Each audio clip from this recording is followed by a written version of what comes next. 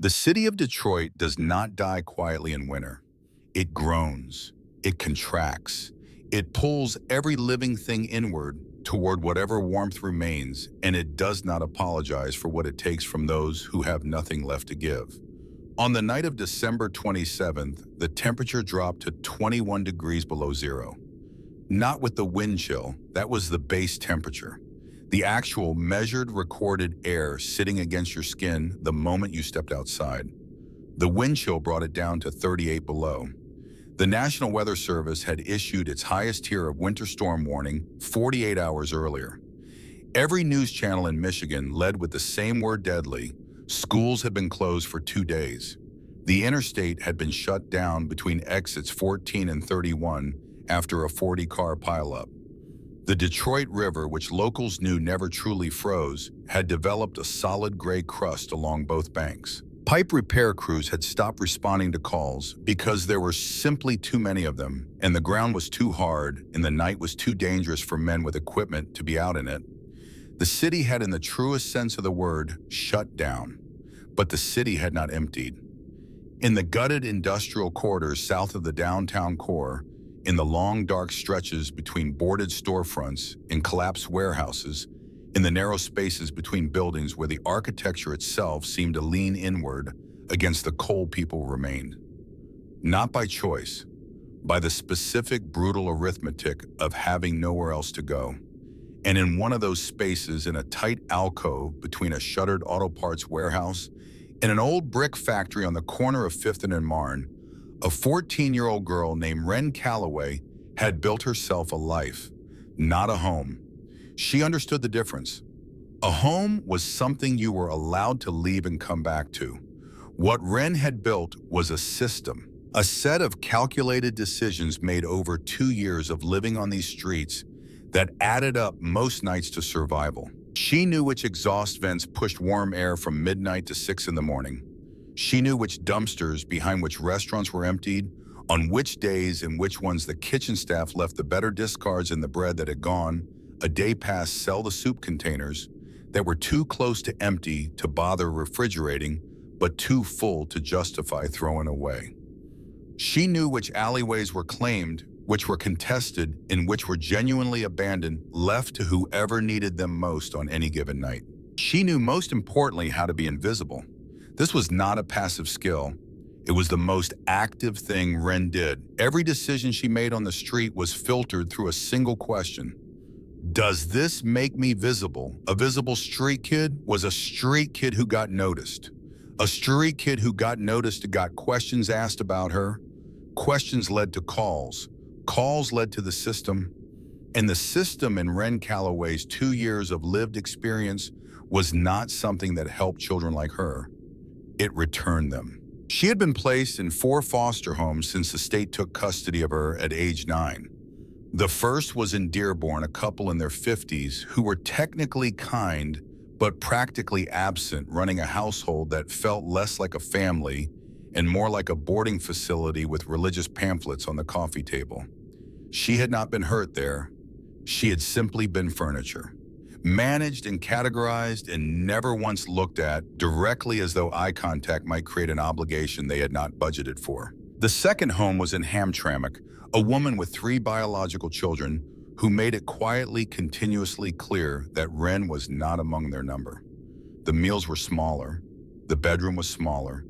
The explanations offered to teachers and caseworkers about any visible unhappiness were practiced and smooth. The third home was the one Wren did not think about. Not ever. Not even the edges of it.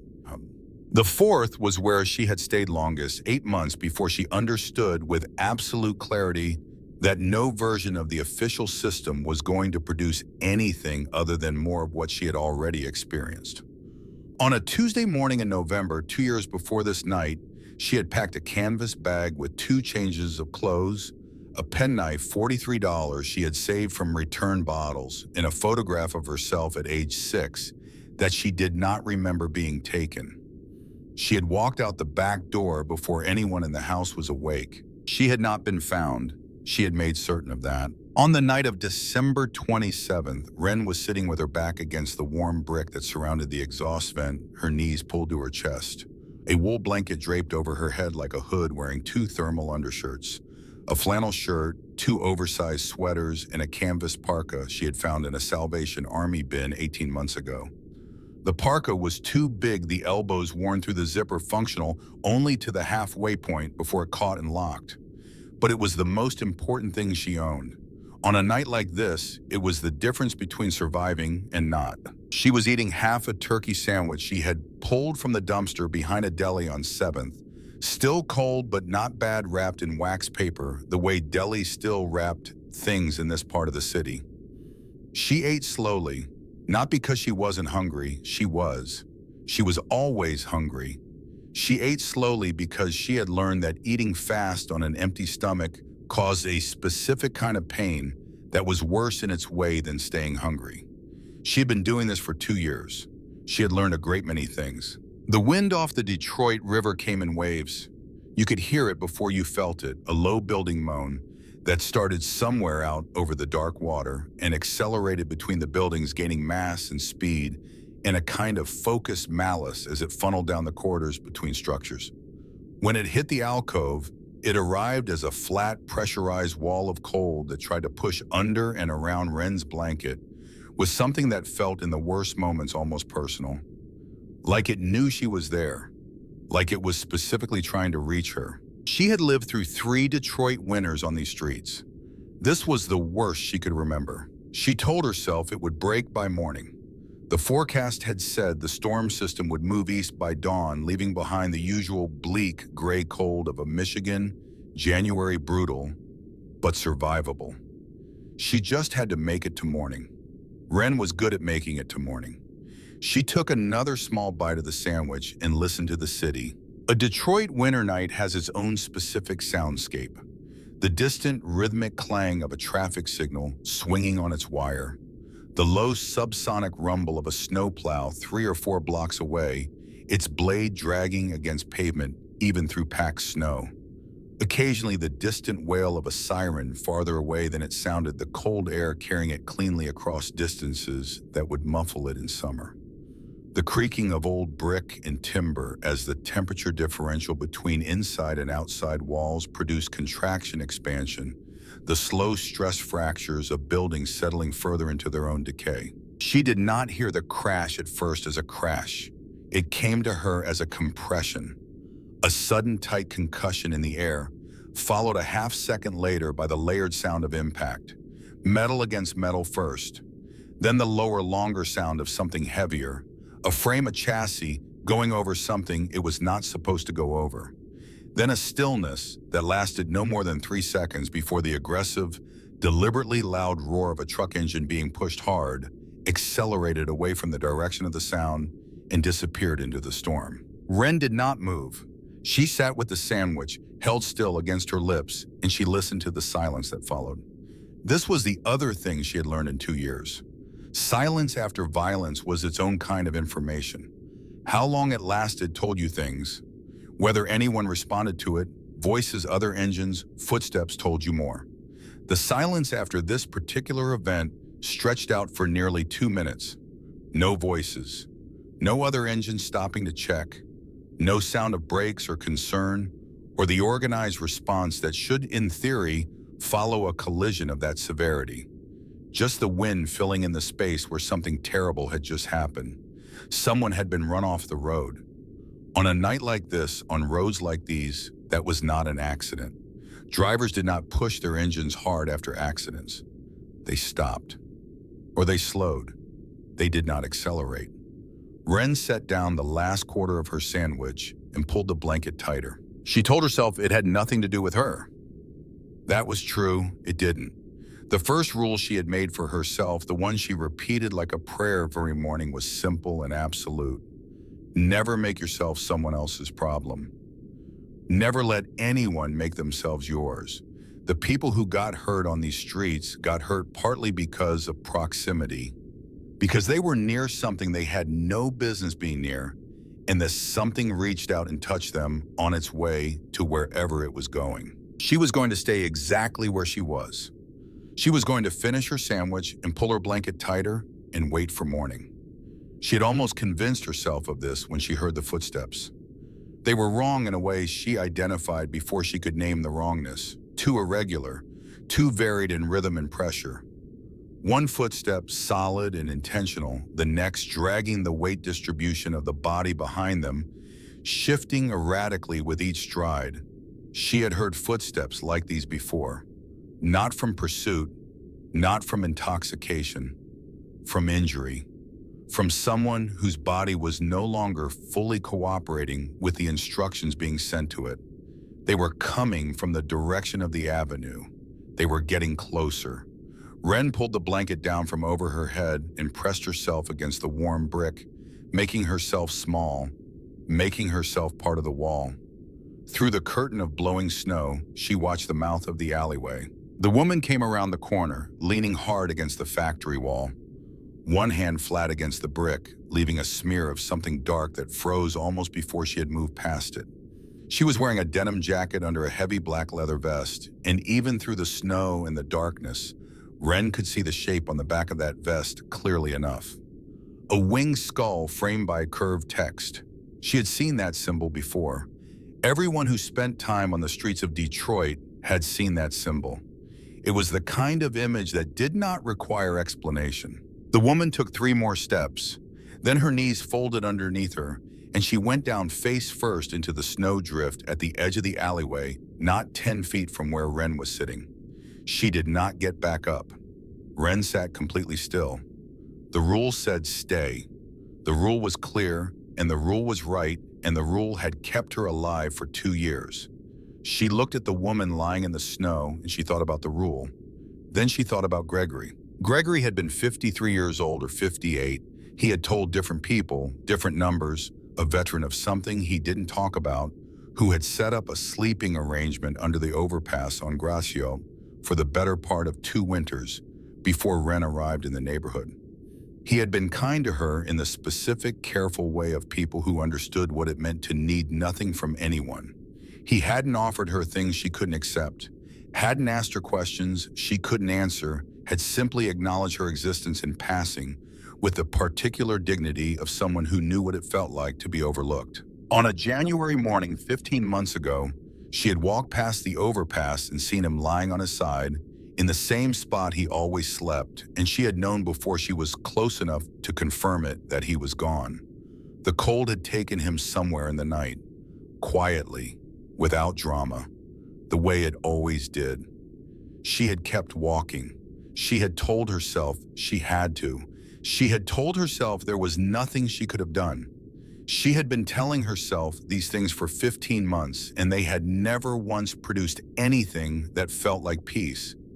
She was not going to keep walking this time.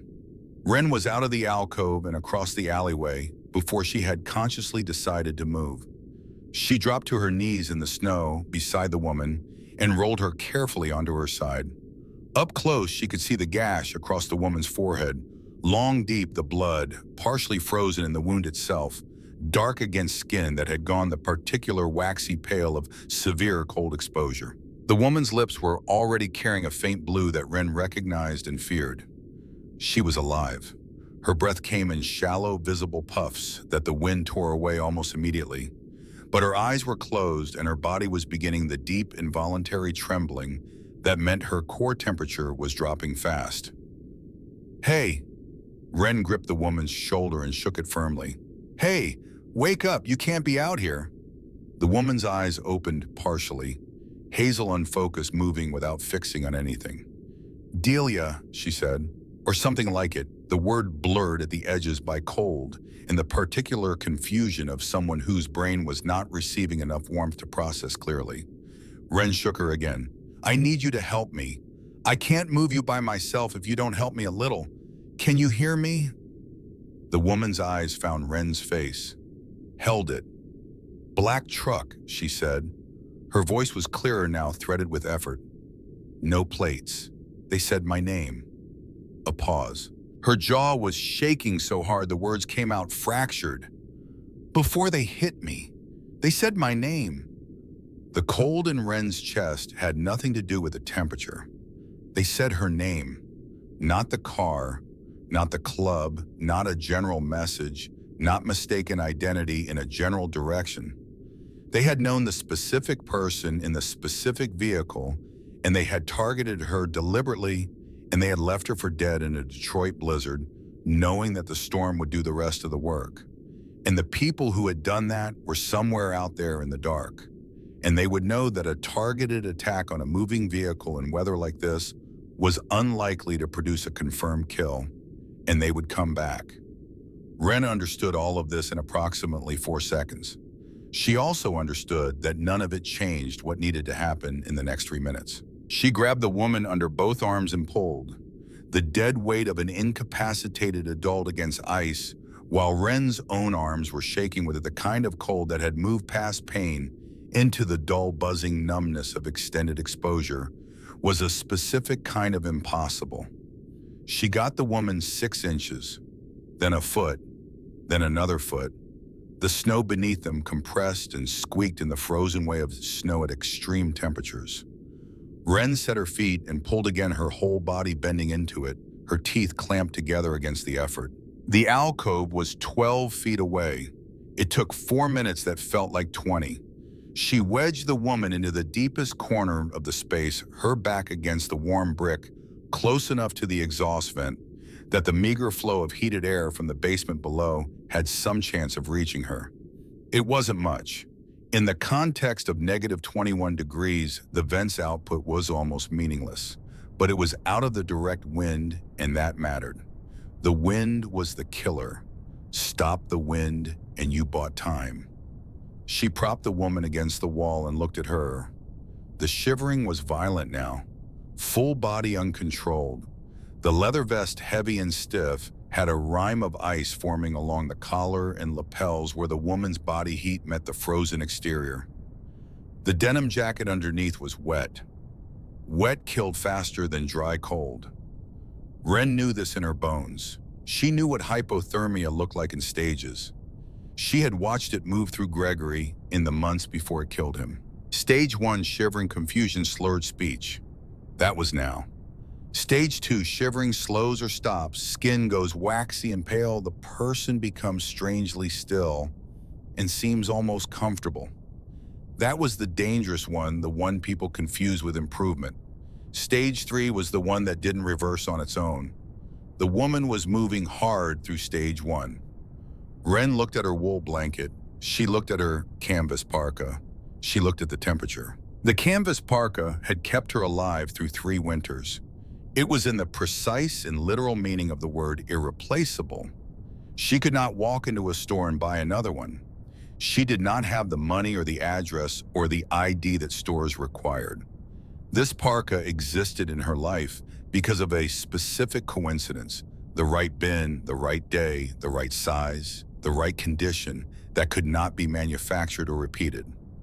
Without it in this specific weather, she would be at the direct mercy of conditions that had already demonstrated a willingness to kill. She thought about this very carefully. She thought about Gregory. She thought about the way the woman had said they knew my name with the specific, exhausted terror of someone who had spent their last reserves of strength making it this far and had nothing left to spend on pretending it was going to be okay. Wren unzipped the parka to the halfway point, where the zipper locked, then pulled it off over her head. The cold hit her like a thrown object. Not gradually, not as a slow encroachment, but as an immediate total thing. The wind found the flannel shirt and the sweaters and moved through them as though they were not there. The air on the back of her neck and her forearms, and the skin of her wrists between cuff and glove, was a kind of burning that the nervous system registers as heat before it registers as cold. A confusion the body makes only in extreme circumstances, a last attempt to categorize something for which it has no good category. Wren set her jaw. She draped the parka over the woman, tucking the sides down between her body and the brick, trapping whatever heat she had. Then she took the wool blanket and wrapped it around the woman's head and shoulders, the way she had seen done in pictures, a hood and a cocoon combined, leaving only a small opening at the face for breathing. The woman made a small sound, not words, just a particular involuntary sound of a body receiving warmth and beginning fractionally to organize itself around that warmth. "Stay with me," Wren said quietly. "Keep your eyes open when you can. Talk to me if you can talk. Tell me your name." A long pause. The wind screamed along the top of the alleyway above them. "Delia," the woman said. "My name is Delia." "I'm Wren."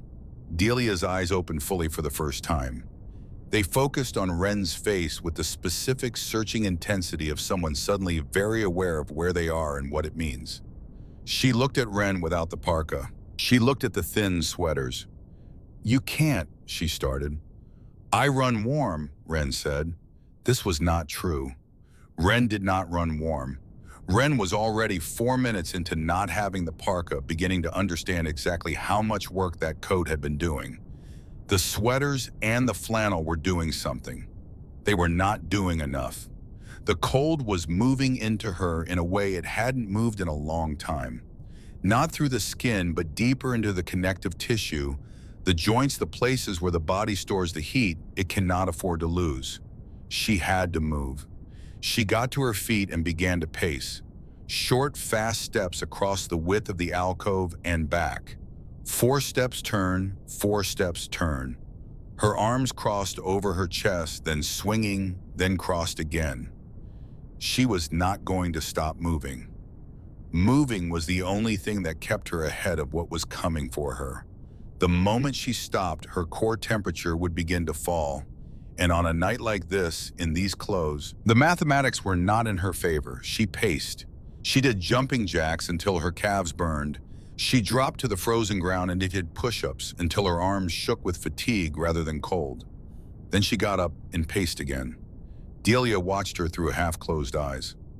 "Tell me about your family," Wren said.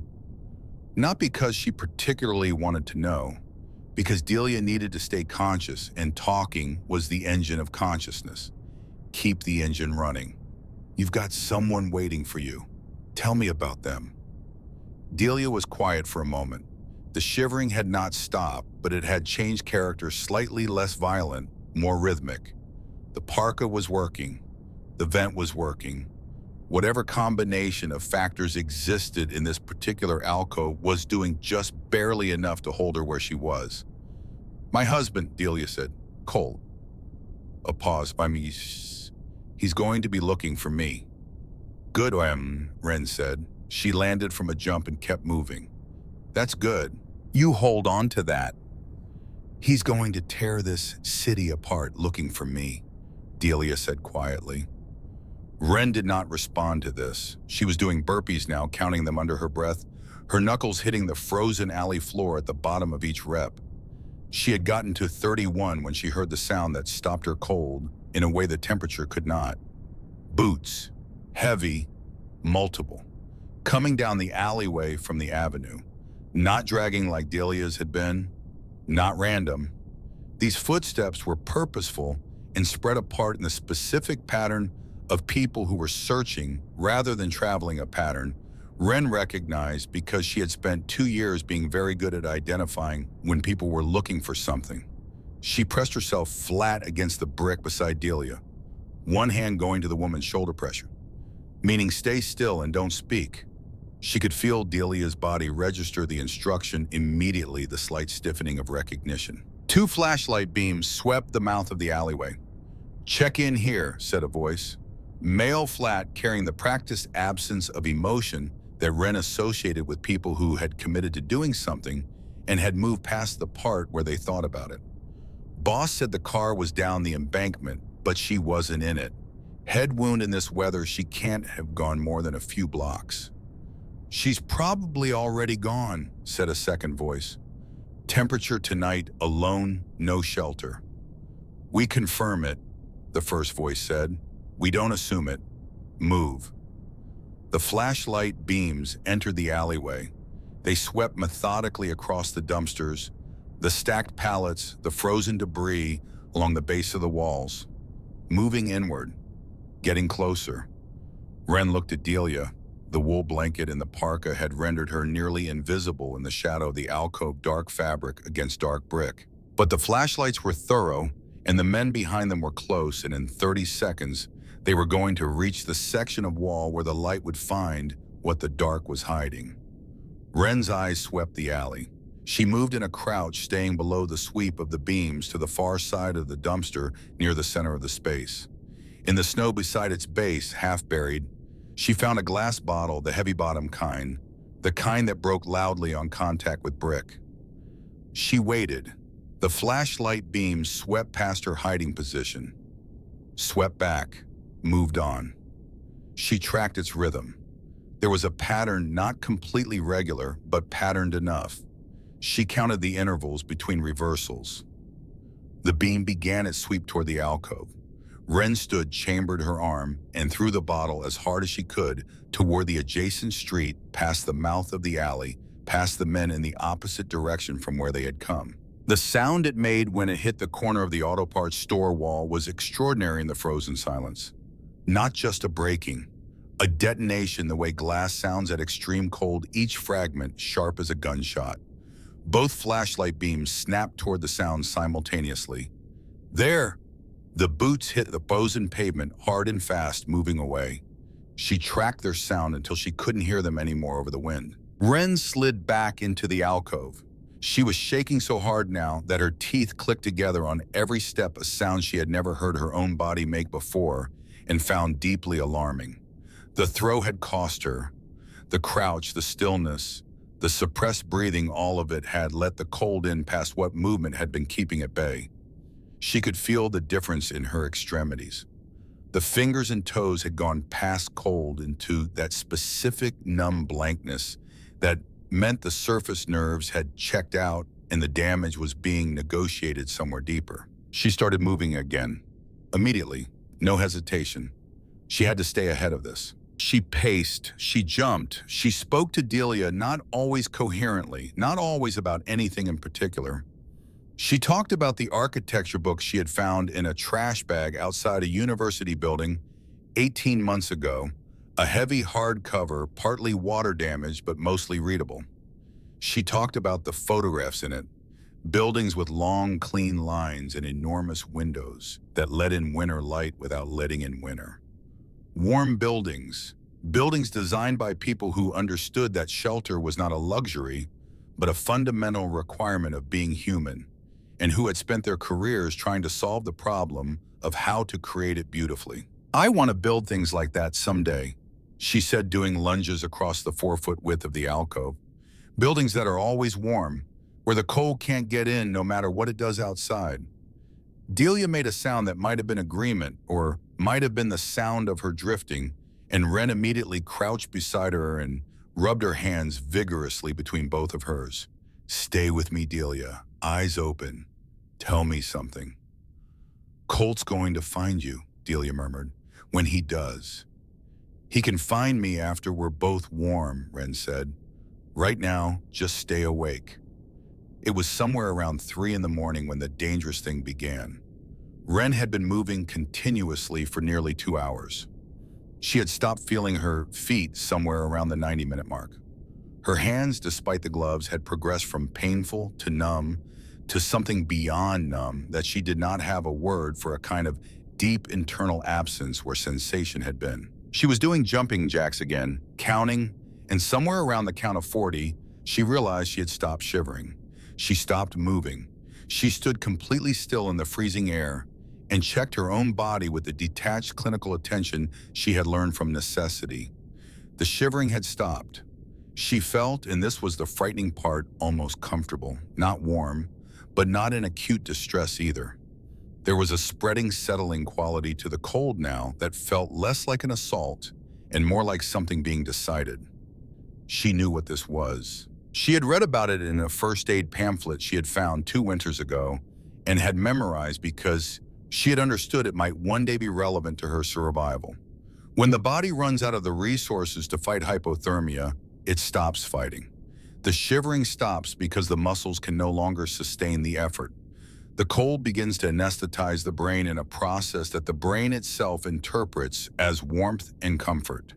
It is the body's last act of mercy to itself, a physiological lie, a manufactured piece offered to a system that is shutting down. People who froze to death often reported in the accounts of those who had been revived that they had felt fine right before the end, almost good, ready for sleep. Wren understood with absolute clarity that she was beginning to feel fine. She balled her right hand into a fist and hit herself hard across the face. The pain arrived sharp and immediate and real. She hit herself again.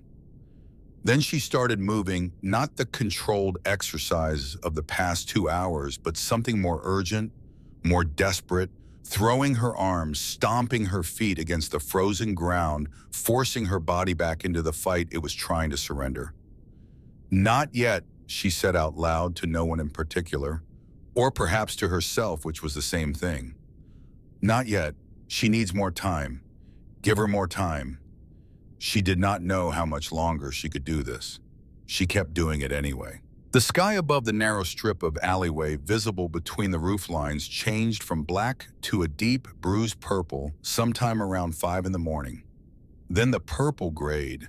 Then the gray brightened into the particular flat, colorless light of a Detroit dawn in the worst week of winter. The storm had broken as promised. The wind had died. The snow had stopped. The air was still savagely cold, but the murderous pressure of the blowing wind was gone, and its absence was the difference between fighting the cold and simply enduring it. Wren stopped in the middle of the alcove and stood still. She was alive. She looked down at Delia. The woman's chest was moving, shallow, irregular, but moving. The faint white puffs of breath appeared and dissolved in the motionless dawn air. The parka had done what a parka was designed to do. The vent had done what it could. The alcove had held the worst of the wind at bay. Delia Malone, wife of someone who was going to tear the city apart looking for her, was alive. Wren needed to get her help, real help, the kind that required a building and equipment and people who were trained to reverse what this night had done. She could not call an ambulance to this alley. The moment she attached her own name to any emergency call, the system activated. The system that tracked runaway wards of the state had her fingerprints and her description and the specific case number assigned to her file, and any call from a 14-year-old girl at 5 in the morning in this zip code reporting a medical emergency was going to produce a response that included social services, which meant a caseworker, which meant the return of everything she had spent 2 years making certain never happened again. She had to do it anonymously. She had to do it from a distance, and she had to disappear before anyone started asking questions. But there was another problem, one she had been aware of for the last hour and had been pushing to the back of her mind while she dealt with more immediate concerns.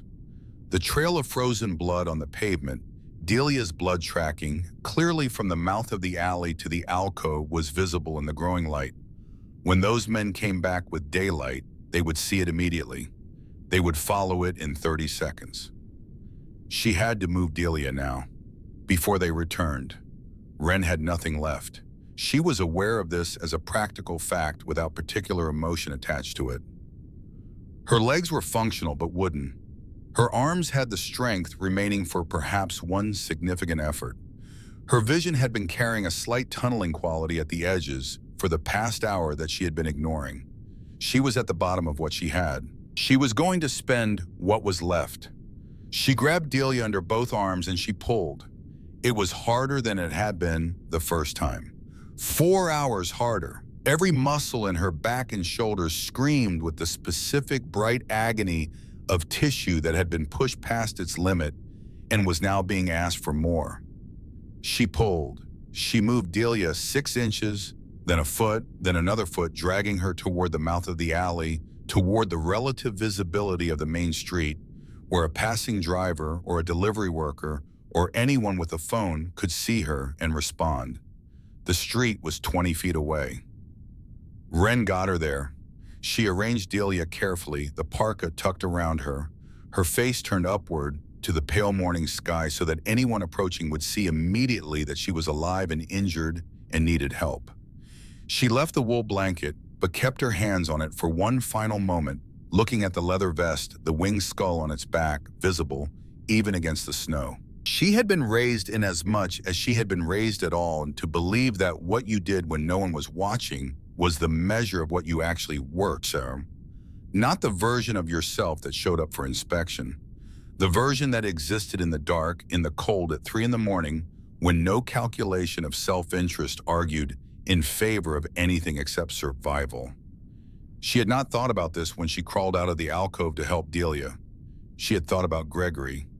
But standing now in the gray light, looking at the woman who was breathing because of a decision made in darkness with no witness, she found that the two things were connected. The version of herself that had walked past Gregory was gone. It had died somewhere in those 4 hours, replaced by something whose exact dimensions she did not yet know, but which felt even through the exhaustion and the cold and the hollow ache of everything her body had spent like something worth being. She turned and walked. 3 blocks to the diner on 8th. The glass door was heavy and she had to lean into it with her shoulder. The heat inside landed against her face like something physical, immediate, and overwhelming, carrying the smell of old coffee and fryer grease and warm air. The waitress behind the counter looked up from a newspaper and went completely still. "There's a woman," Wren said. Her voice came out rougher and smaller than she had expected. "In the alley next to the brick factory at 5th and Marne. She's hurt badly. Call an ambulance right now, please." The waitress was already reaching for the phone. Wren walked back out before the door had finished closing. She found a doorway across the street with a shallow enough recess to stand in without being immediately visible. She stood there and she watched the entrance to the alley. She stood there until the red and white lights of the ambulance cut through the flat gray morning light. She watched the paramedics pull their equipment and move into the alley with the specific, efficient urgency of people who do this every day. She watched them disappear around the corner. She waited. 2 minutes later, they reappeared with a stretcher.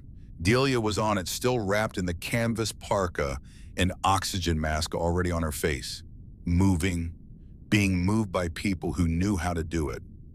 Wren watched the ambulance doors close. She watched the vehicle move away down the streetlights, turning the snow on either side, the alternating red and white sirens starting low and building to full voice as it reached the intersection. She stood in the doorway until the sound had completely faded. Then her legs, which had been doing this purely on request for the past several hours, stopped taking requests. She slid down the door frame and sat on the frozen threshold and closed her eyes, and the darkness that came for her was not the dangerous, false warmth of hypothermia. It was simply the darkness of a body that had given everything it had and was now with nothing left to prove and no one left to protect, finally allowing itself to rest. No one on the early morning street noticed the girl in the doorway. She had spent 2 years making sure of that. But in a hospital room 4 miles away, a woman named Delia Malone was being lifted onto a trauma bed and attached to machines and warmed by equipment designed for exactly this purpose. And somewhere on her cold skin, held against her by a parka, too thin for a Detroit December, was the preserved heat of a 14-year-old girl who had decided at the bottom of the coldest night in a decade that walking past was no longer something she was willing to do. 3 miles from where Wren was sleeping, a man named Colt Malone received a phone call. He picked it up on the first ring. He had been awake since midnight. Colt Malone was not a man who waited well. In 31 years of leading people through situations that required either decisive action or disciplined patience, he had become adequate at the latter and exceptional at the former, and the distinction mattered to him in a way that the people who feared him never quite understood. They assumed his stillness was control. It was not. It was the specific contained energy of a man who had learned that moving too fast in the wrong direction cost more than waiting, and who found the waiting deeply physically uncomfortable in a way he never showed. He had been sitting at the oak table in the clubhouse command room since 2 in the morning when Delia's phone had gone to voicemail for the 4th consecutive time. He had sent 3 teams out by 2:30. By 3, he had called Rook back in and sent 4 more teams. By 4, with the storm at its absolute worst and the roads mostly impassable, and every channel reporting the same iced-over silence, he had been doing the thing he hated most, which was sitting with the possibility that he was already too late. He answered the phone on the first ring. It was the charge nurse at Detroit Receiving. Delia had been brought in by ambulance 40 minutes earlier. She was in trauma but stable.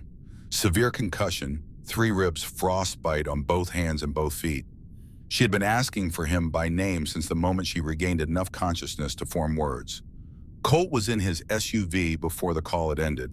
When he came through the emergency room doors, the staff parted. This was not unusual. Colt Malone coming through any set of doors produced a specific reorganization of the surrounding space. He was 6'4" and built like the door frames of the old factories in this city, solid square designed to take weight from every direction. The cut on his back, the winged death head of the Detroit chapter framed by 30 years of road, was the kind of thing that communicated its own paragraph in any room it entered. He found Rook outside a private room on the 2nd floor. "She's gonna make it," Rook said before Colt could ask. "Doc said it's close, but she's going to make it." Colt went inside. Delia was on the bed, the IV in her arm, the bandage across her forehead covering 12 stitches, her hands wrapped where the frostbite had done its work on the outermost layers. She looked like she had been in a war, which in the specific and literal sense she had been. She opened her eyes when he sat in the chair beside her. He took her wrapped hand very carefully, the way he had learned to take it over 22 years of marriage, which was to say, with his full attention, nothing held back or rationed. "Colt," she said, "I'm here." "Black truck," she said, "no plates. They knew my name before they hit me. It wasn't—" "I know," he said. "I know it wasn't an accident. We'll handle that." "You have to listen to me first," she said. Her grip on his hand tightened. Her voice was steady in the specific way of someone using all their reserves of clarity because what they need to say cannot be said unclearly. "There was a girl," he waited, "a girl, Colt, 14 years old maybe, homeless. She found me in the alley." Delia's eyes were wet. "She dragged me out of the wind. She put me against a vent. She talked to me all night." A pause. "She gave me her coat." He was still. "She gave me her only coat," Delia said. "And then she spent the whole night in the cold without it keeping herself moving so she wouldn't freeze, keeping me awake, talking to me. There were men looking for me, men who came to finish it. She threw something to distract them. She kept them away from us." The tears were moving freely now, quiet and steady. "She got me out to the street in the morning. She called an ambulance from somewhere and she was gone before it got there. She left her coat on me, Colt. She left her coat on me and walked away." Colt looked at the chair in the corner of the room. On it, folded with the particular care of someone who had received it with care and wanted to honor that, was the canvas parka. He stood up. He crossed to the chair and picked it up. He held it in both hands. It weighed almost nothing. The canvas was worn thin in the places that took the most contact: the elbows, the lower back, the collar. The zipper locked at the halfway point. The elbows had been worn through and repatched with material from something else, the patches applied with the even practical stitching of someone who had done the repair themselves and had done it to last, not to look good. The whole thing smelled of the street, the particular combination of cold and diesel, and the accumulated reality of living outside. This was not a coat anyone would choose. It was a coat someone had found and maintained and kept functional because they had no alternative, and because it stood between them and the specific violence of a Detroit winter. This was Colt understood the most valuable thing the girl owned, and she had left it on Delia without a second thought and walked out into the cold in 3 sweaters. He stood holding the coat for a long time without speaking. "Where is she?" he asked finally. "I don't know," Delia said. "She was gone before I woke up in the ambulance. I don't even know her last name. Just Wren." Colt looked at Rook in the doorway. Rook looked back at him. "Call the chapter," Colt said. His voice had the quality it got when a decision had been made, and the decision was final, and everything that followed was execution. "Call the Nomads. Call the Ohio and Indiana charters. Call New York and Philly." A pause. Call everyone. Rook's eyebrows moved. All of them. All of them. Colt held up the parka. There's a kid out there on these streets right now with nothing but a few sweaters, and she did it so my wife would live. I want 4,000 people in Detroit by this evening. He looked at the coat one more time. We find her. The Detroit chapter of the Hells Angels operated out of a compound on the eastern edge of the industrial corridor behind chain-link fencing, topped with razor wire and monitored by cameras positioned at every angle. The main building was a converted warehouse, its interior divided between the meeting hall, the command room, the workshop, and the private spaces where the business of running one of the most organized non-governmental entities in the state of Michigan was conducted. By 8 in the morning, the command room looked like a military operations center in the early hours of a campaign. Colt stood at the long table with a topographical map of the city spread across it, the relevant section of the industrial corridor circled in red marker. Around the table were his senior men, Rook on his right, Iron Mike from the Nomad contingent on his left, 3 chapter officers from the local membership along the sides. On the phones, 2 prospects were managing the incoming confirmation calls from charters across the Midwest and East Coast. Indiana is sending 200 riders, said the prospect on the left phone covering the receiver. They're loading bikes onto flatbeds to bypass the iced interstate. ETA is dusk. Ohio confirmed, said the other prospect. Cleveland and Columbus are rolling. 300 men snow chains chase vans. 6 hours out. New York, Jersey, and Philly are mobilizing, Rook said, dropping a radio onto the table. The nomads from the East Coast are already on the highway. We're looking at 4,000 patched members by this evening. Colt nodded. 2 objectives, and he said. First, the black truck. We know the syndicate has been running plateless vehicles out of the Port District for the past 3 months. We know which warehouse. That gets handled today. Clean and complete. The message has to be loud enough that no one in this city makes the same mistake twice. He let that sit for a moment. Second objective is the priority. He put his finger on the red circle. The girl is somewhere in this 3-mile radius. Her name is Wren. She's 14, small, blonde hair, no coat. She gave her coat to my wife. In this temperature without adequate cover, she's been in serious danger since the moment she left the alley this morning. She will not survive another night outside. He looked around the table. Every man we have works this grid. Every alley, every abandoned building, every shelter, every steam vent, every soup kitchen. You pay the informants what they ask. You show her description to everyone. You do not stop until we find her. Iron Mike, a large man from the Nomad contingent, with a scar through his left eyebrow that had been there so long it had become a feature rather than a history to lean forward over the map. What's the protocol if she runs street kids in this neighborhood aren't going to see 4,000 motorcycles and think rescue? Colt had thought about this. Keep the noise down where possible. No racing engines, no unnecessary rev-on. Move in small groups in the tightest areas. If she runs, you follow at a distance and you radio position. You don't corner her. You don't crowd her. He paused. She's been on these streets for 2 years. She knows how to disappear. The moment she feels hunted, we lose her. She has to see us as safe before she'll let anyone close.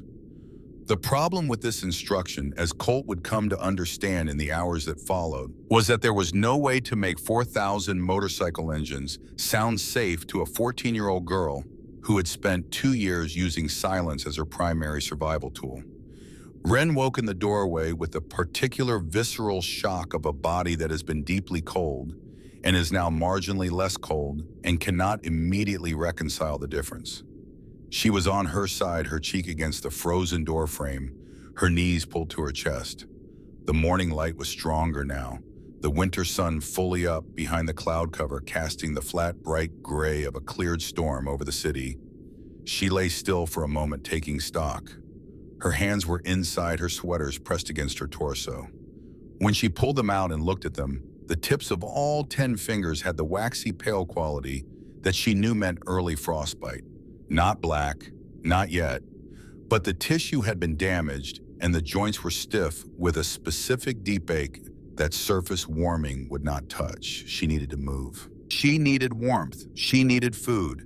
She had none of these things, and she needed to find them before the cold consolidated what the night had begun. She pushed herself upright using the door frame and stood on legs that felt like they belonged to someone older and less cooperative. The street around her was quiet.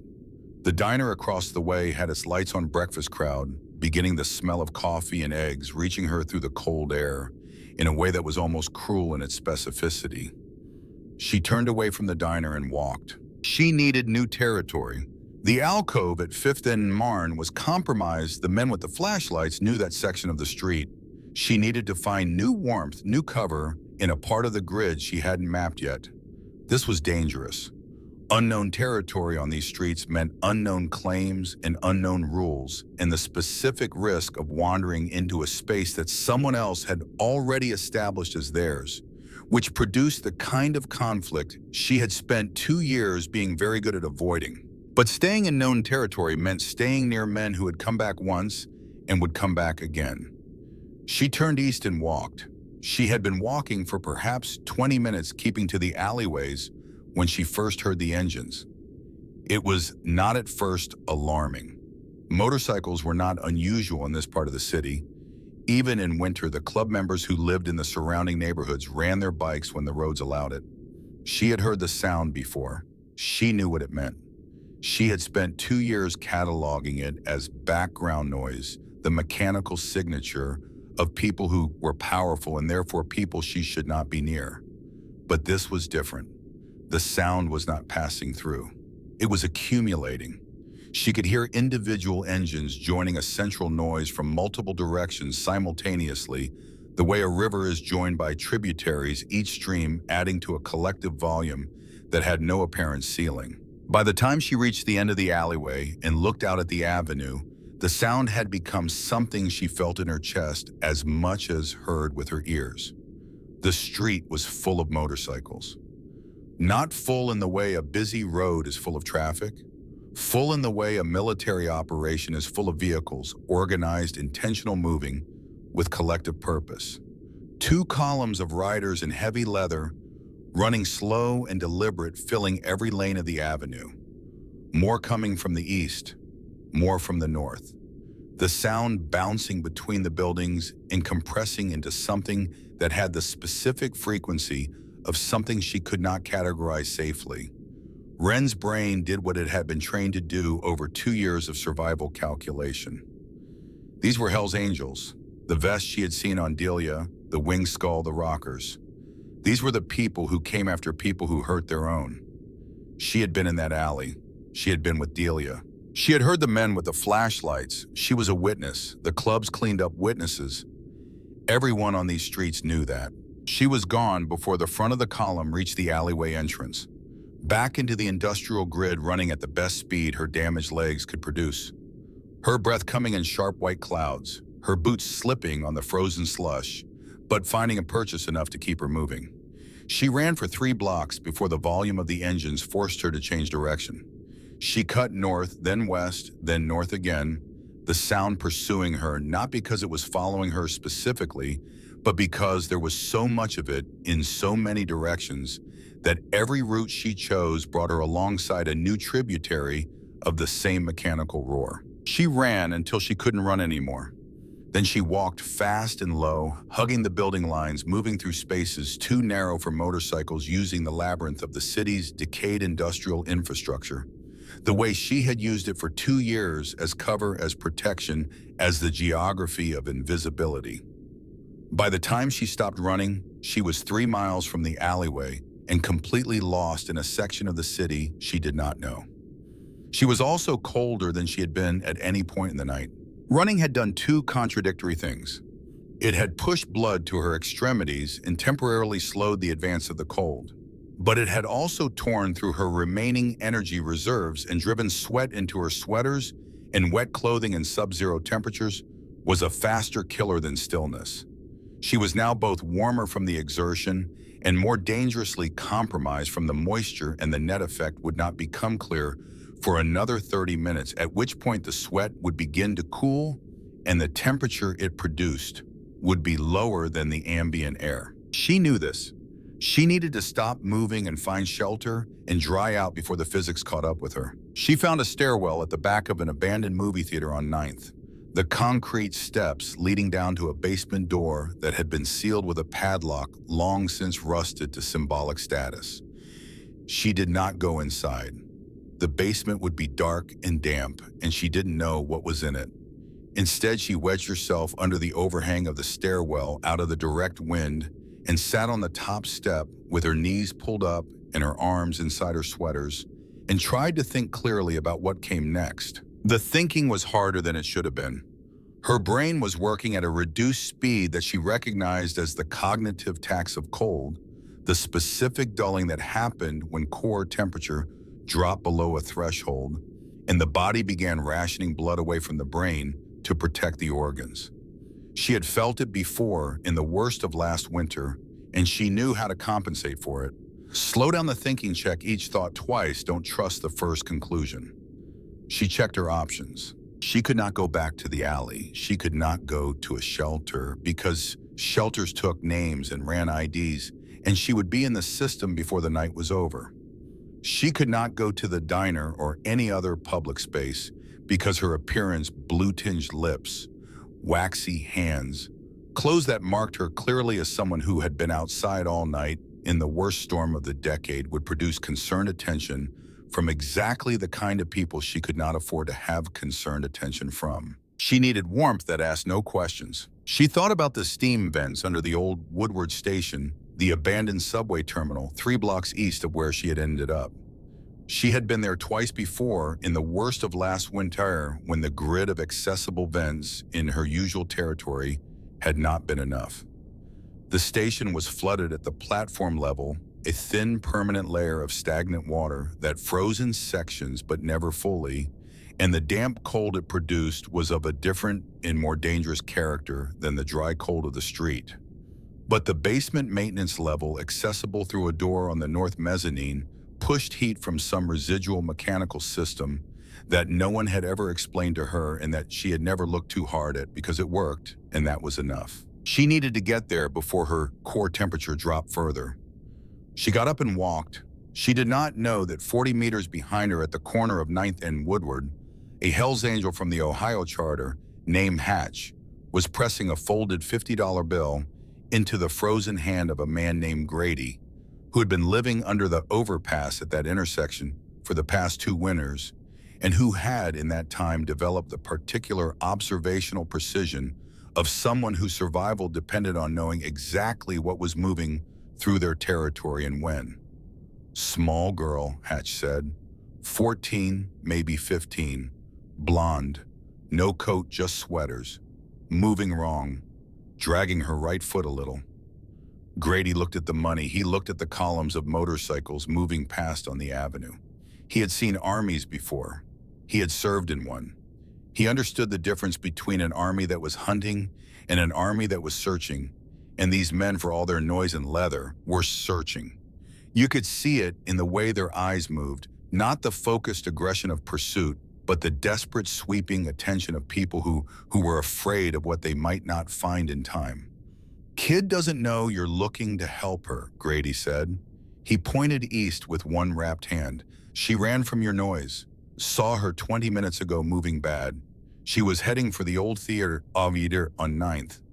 He paused. There's only one place she'd go from there this cold and this lost. The Woodward station. Underground, away from the engines. Hatch had his radio to his mouth before Grady finished the sentence. The frequency crackled across 4,000 radios simultaneously. In the command center, an armored mobile vehicle parked at the center of the search grid, Colt heard Hatch's voice come through with the specific quality of information that changes the nature of everything that follows. He was moving before the transmission finished. "Kill the engines," he said into his own radio. "All units, kill every engine now." The instruction traveled outward across the frequency. In groups of 2 and 3 and 10 and 50, the engines died. The sound that had been filling the city for 3 hours contracted and diminished and fell over the course of 30 seconds into a silence so complete after so much noise that it had its own physical presence. 4,000 machines silent, 4,000 people waiting. Colt, Rook, and Iron Mike were on foot, moving east on 9th before the last engine died. Behind them, a tightly organized group of 12 men moved with a compressed efficiency of people who have run operations in difficult terrain before and understand that speed and silence are not contradictions. The entrance to the Woodward station was a set of concrete stairs descending from street level behind a section of fence that had been pulled aside years ago and never replaced. A heavy chain had once secured a gate across the top of the stairs. The chain had rusted into a single mass at some point in the past decade. What remained of it hung on the fence post like a rusted question mark. Colt went down the stairs first. The cold at the bottom was different from the street cold above. It had weight to it.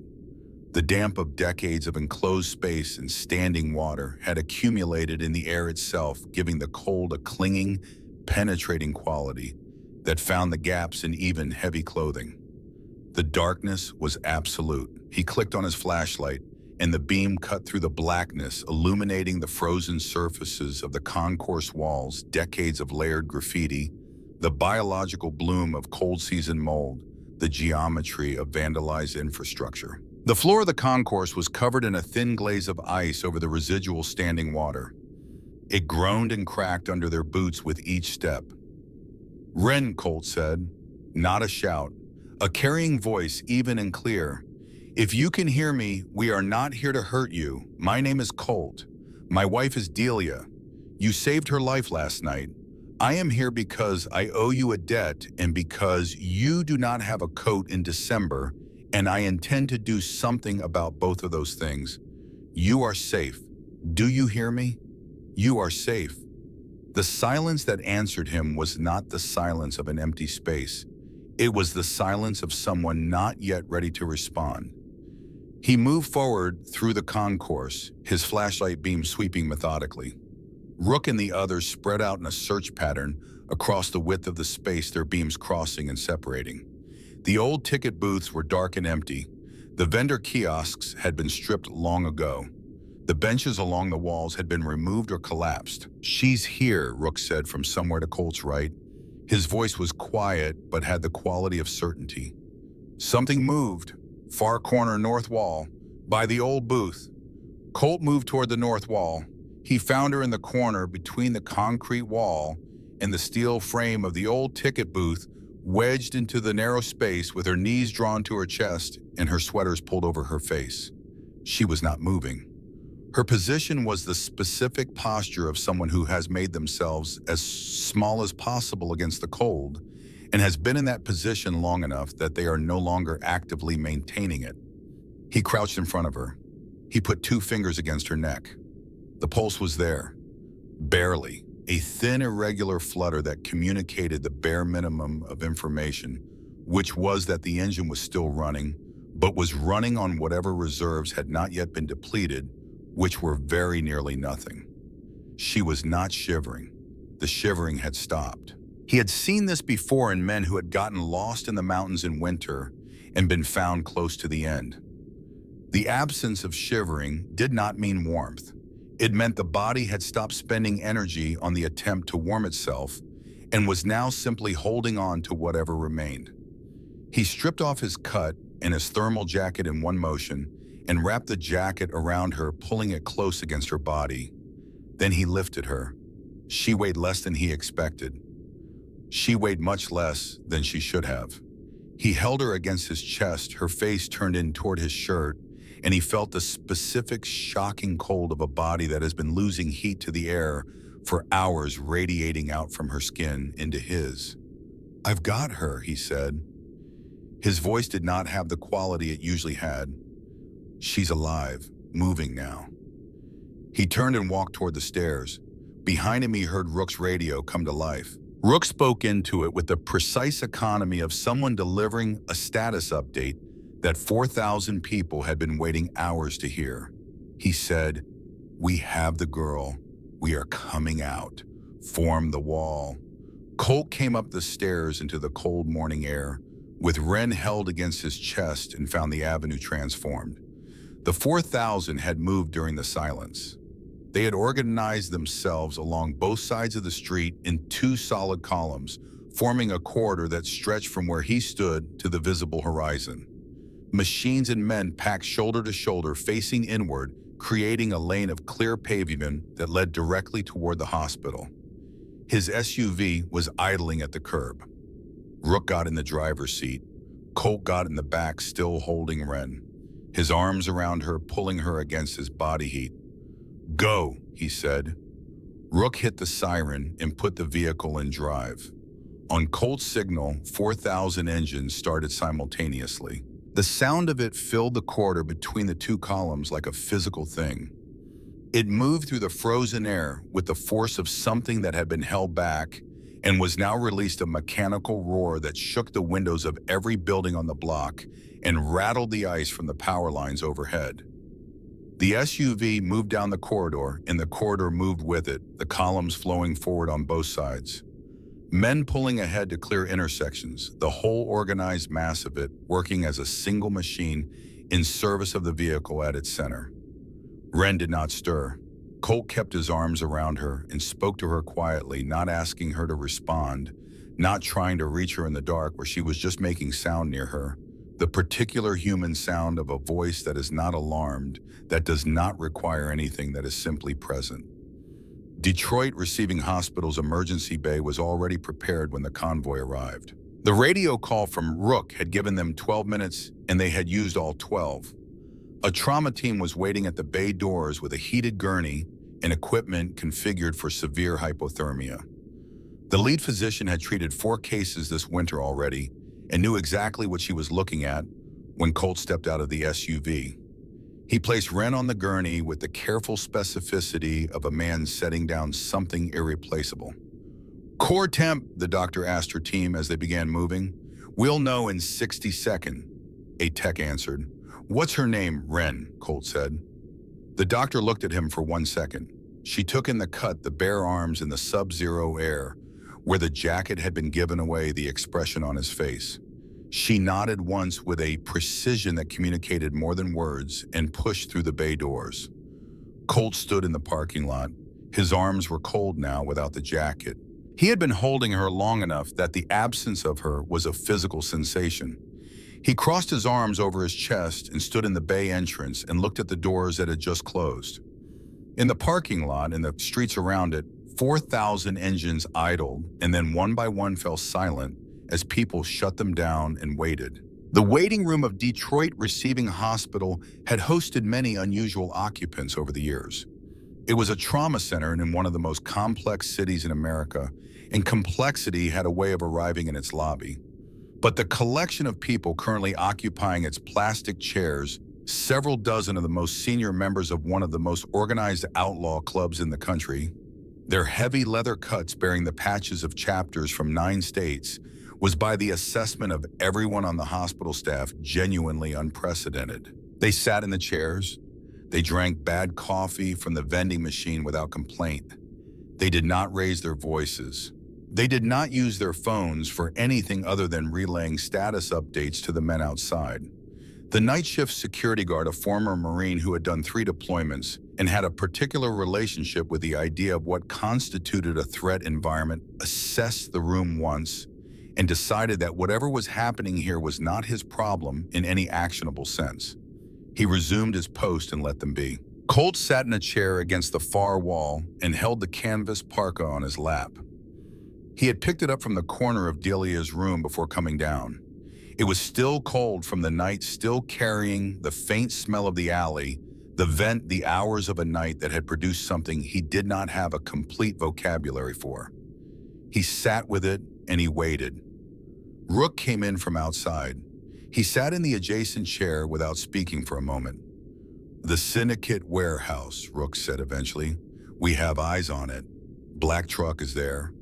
Paint transfer from Delia's car confirmed." "After," Colt said.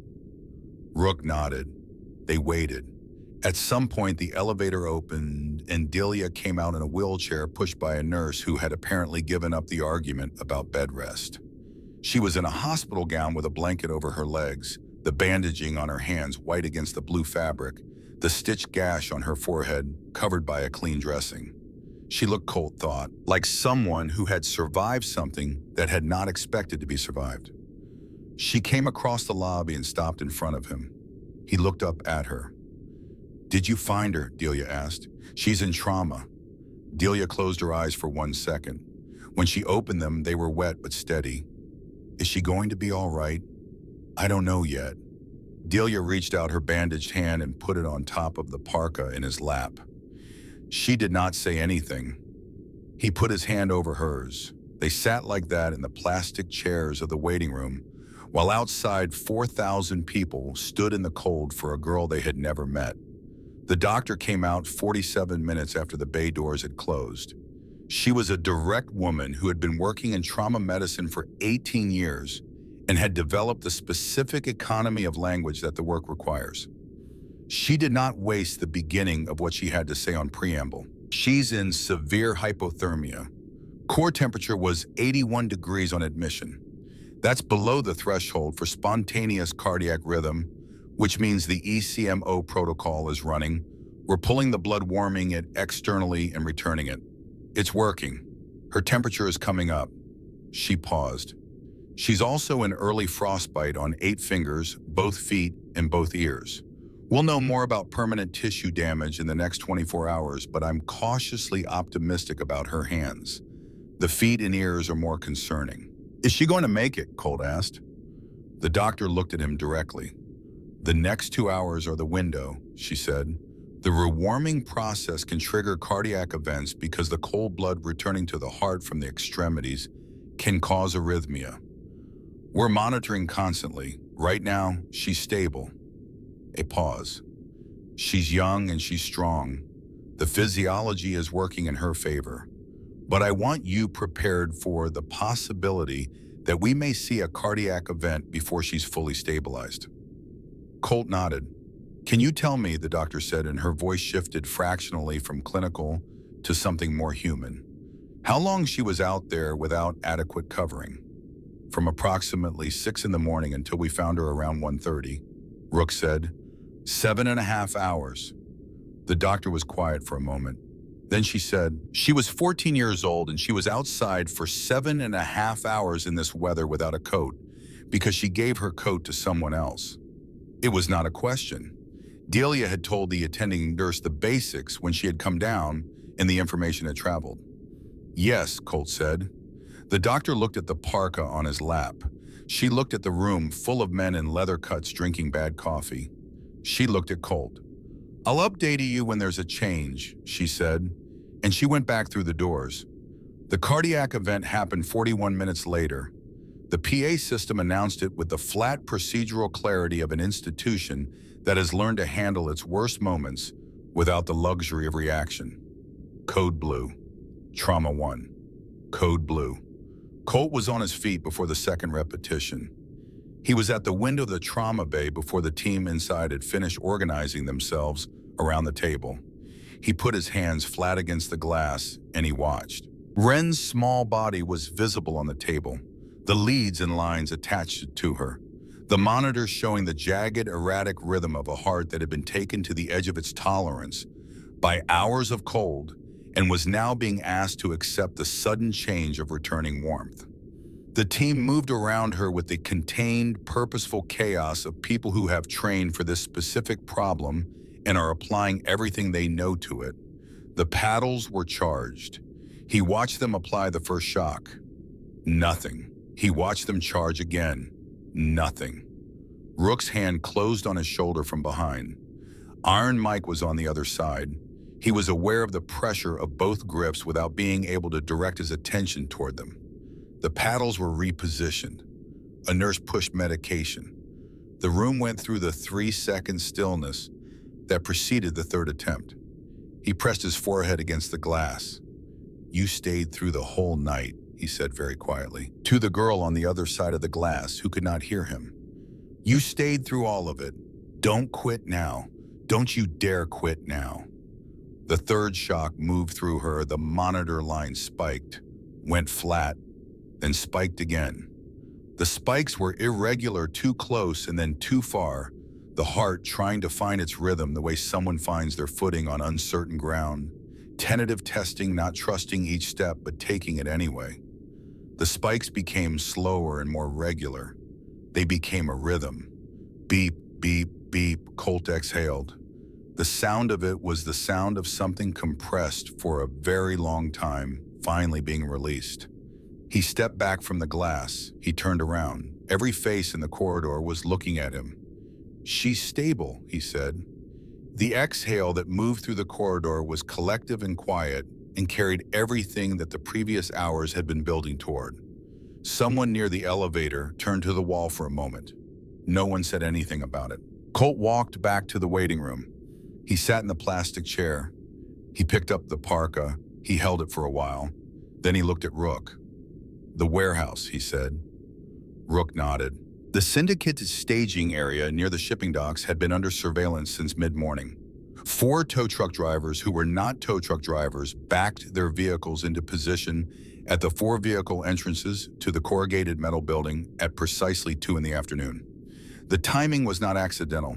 It was the shift change for the men inside, which meant the largest number of personnel would be present, which meant the message would reach the maximum number of recipients simultaneously. All 4 vehicles hit the bay doors at the same moment. The metal gave way with a particular sound of infrastructure that was not designed to resist a determined vehicle and had been proven right about itself. What followed lasted 3 minutes. Colt walked through the aftermath at his own pace past the bay doors that no longer existed, past the equipment that no longer functioned, past the men who were no longer in a position to make decisions about anything. He stopped in front of the black truck. The front passenger side bore the paint transfer from Delia's car, her dark blue sedan, the color she had driven for 6 years, the color he had watched her drive away in on a December evening, thinking she would be home by 9. He looked at the paint transfer for a moment. Then he looked at the man zip-tied to the nearest support column.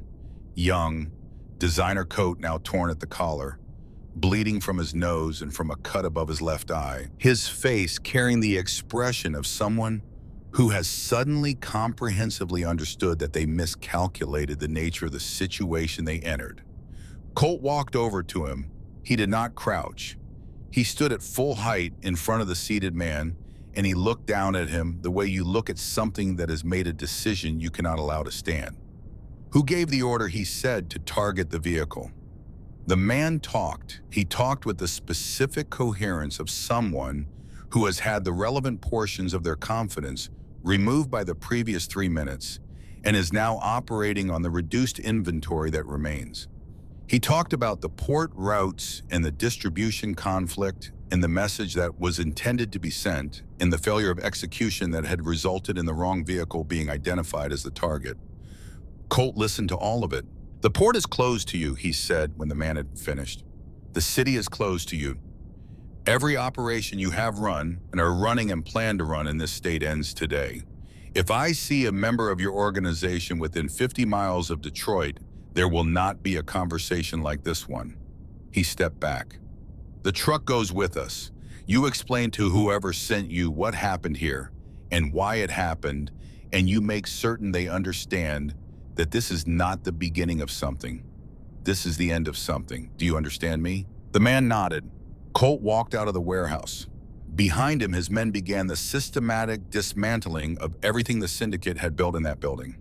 The black truck was attached to a chain and pulled out through the ruined bay door by a member's personal pickup.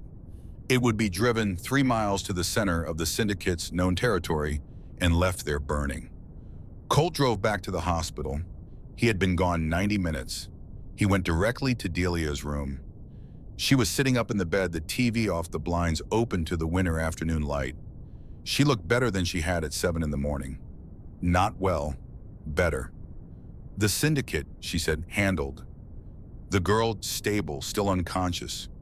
Delia was quiet for a moment. Then, "Colt, when she wakes up, I know.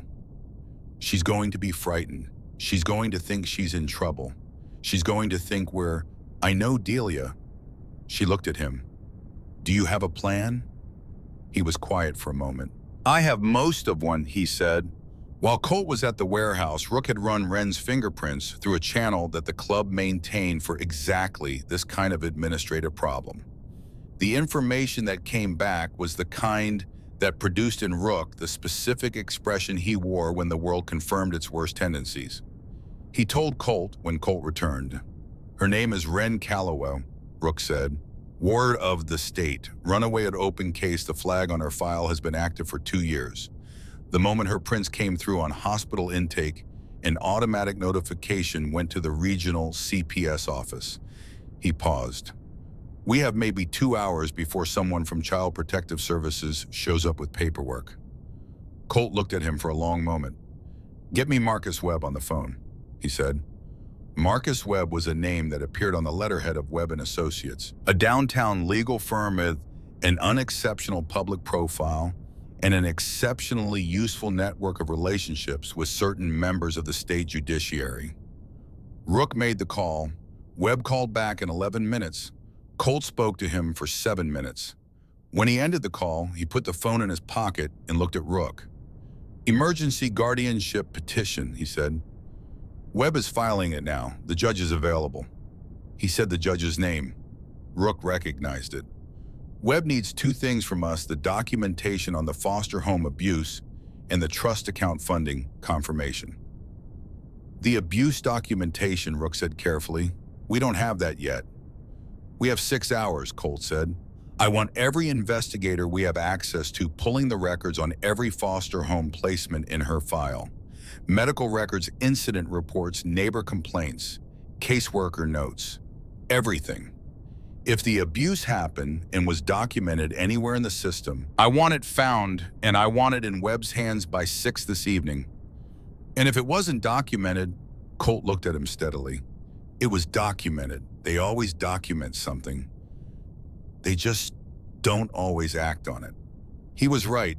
In a Dearborn address that appeared on page 23 of Wren Calloway's case file, a neighbor complaint had been logged 18 months earlier and forwarded to the regional CPS office. It had been assigned a follow-up date. The follow-up had not occurred. The investigator that Colt's network located the complaint through found it in 40 minutes. It was attached to a case number and a caseworker's initials. The initials were GS. By 4 in the afternoon, Marcus Webb had filed the emergency guardianship petition. The judge reviewed it at 4:30.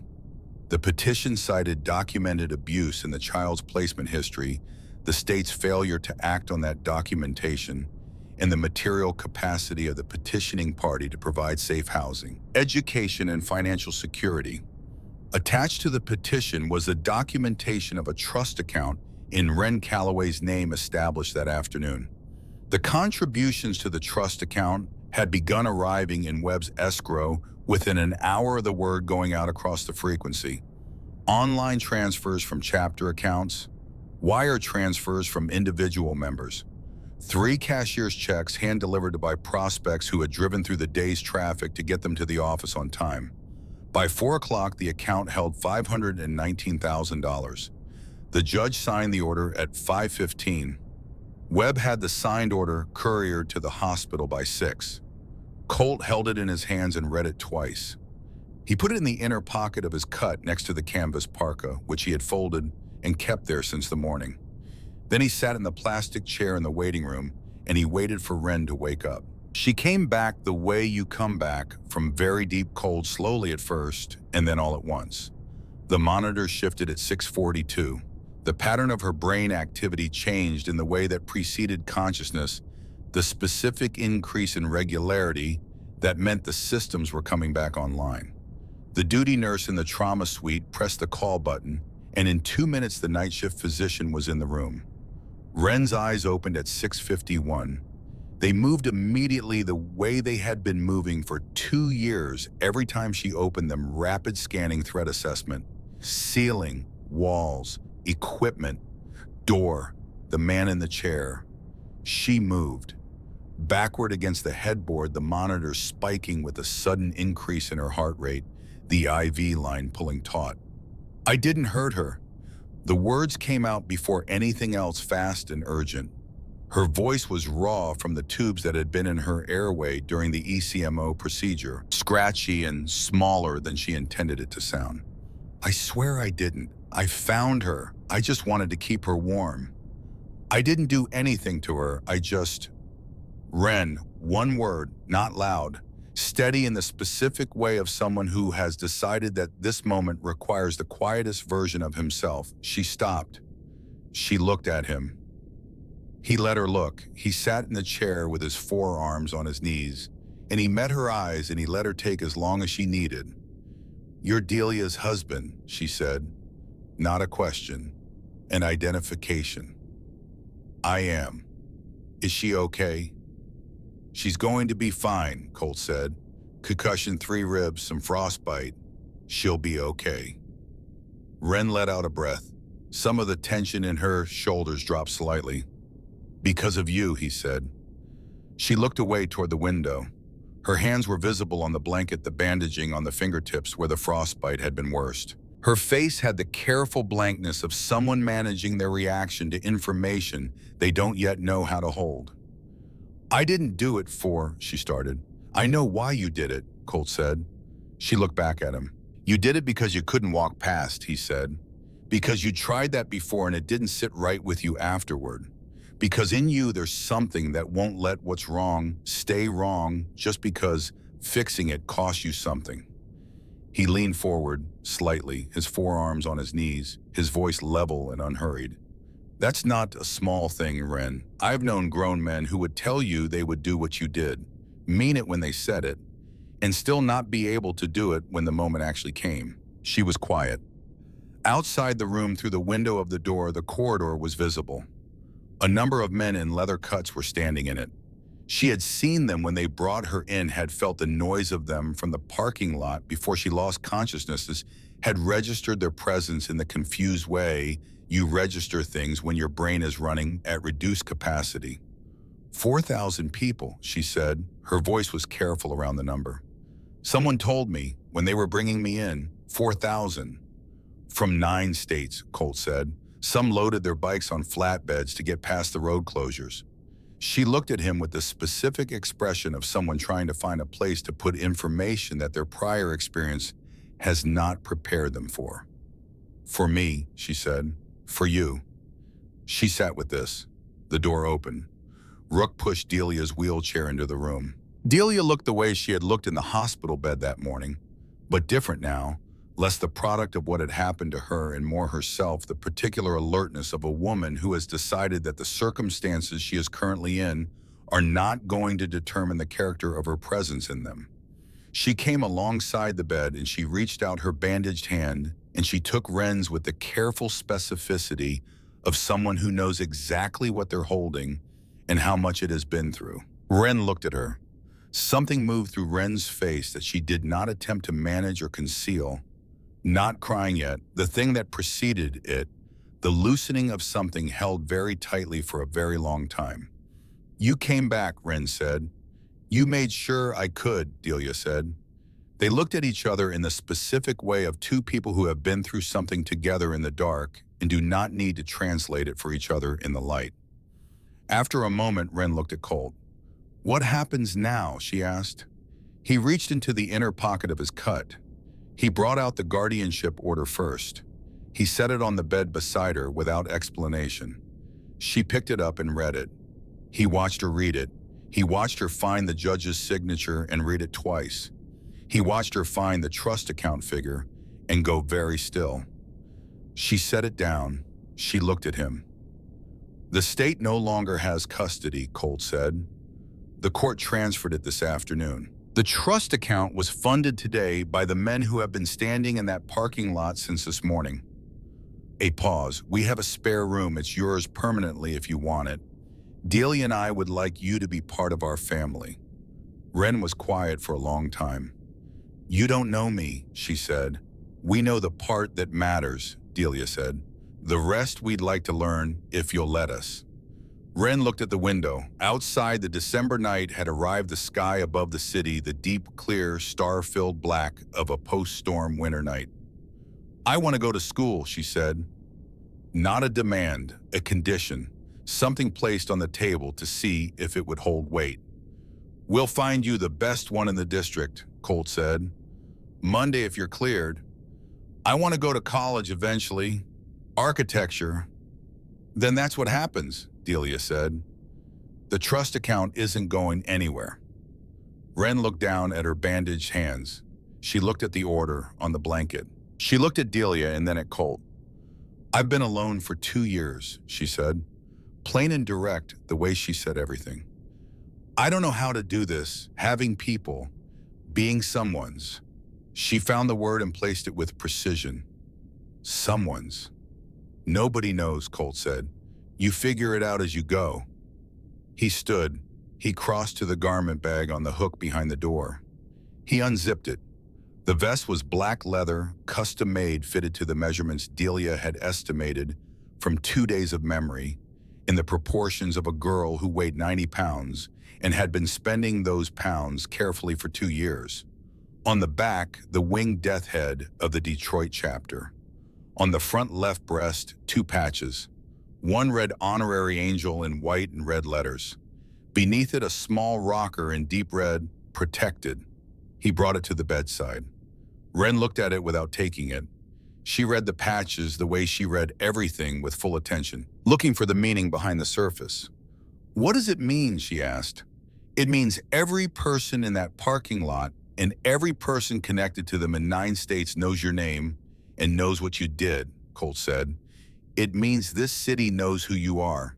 It means anyone who would put a 14-year-old girl in a cardboard box in December has to get through 4,000 people to do it." He paused. "It means no one will ever let you freeze again." She reached out and took the vest. The door opened before anything else could be said. The man from Child Protective Services came in with 2 officers. He was mid-40s, a face that had spent a career in institutional neutrality, a suit that was slightly too wide. He introduced himself as Sellers. His voice had the rehearsed authority of someone who has given bad news in medical settings before and has developed a delivery for it.